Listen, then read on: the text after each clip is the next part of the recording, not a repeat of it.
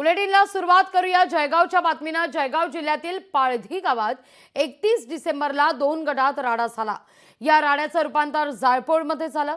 यामध्ये जवळपास 65 लाखापर्यंतचं नुकसान झालंय। प्रशासनाच्या वतीनं पंचनामा देखील करण्यात आलाय, पण 2 दिवसांपासून संचारबंदी असल्यानं पाळधीतील जनजीवन विस्कळीत झालंय।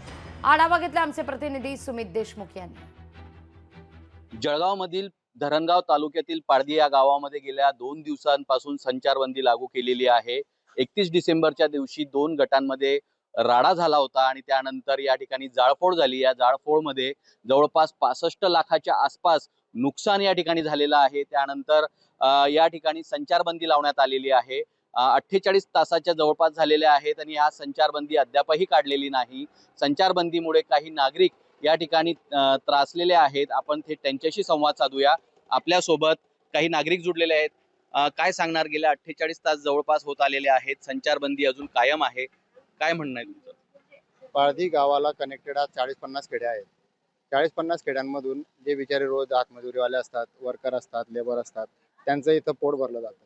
परंतु गेले 2 दिवस आज दुसरा दिवस आचारसंहिता कंटिन्यू करण्यात आलेली आहे। त्या कारणाने त्यांच्यावर उपासमारीची पाळी निर्माण होऊ शकते। कारण त्यांचं असतं रोजचं तेलमीठ रोज आपण कमवावं आणि आणावं। आणि शालेय विद्यार्थी आहेत, बँका आहेत, व्यापारी वर्ग आहे, यांनाही खूप त्रास आहे। कारण जे पूर्ण व्यापार वर्ग ठप्प झालेला आहे। तर आमची प्रशासनाची विनंती आहे की त्यांनी पूर्ण रिपोर्ट काढावे आणि गावामध्ये बऱ्यापैकी शांतता आहे। कारण प्रशासनाने खूप चांगल्या प्रकारे हाताळला आणि खूप लवकर ॲक्शन घेतल्यामुळे जे होणारं नुकसान होतं किंवा वाढणारा कार्यक्रम होता तो पूर्ण आता संपलेला आहे।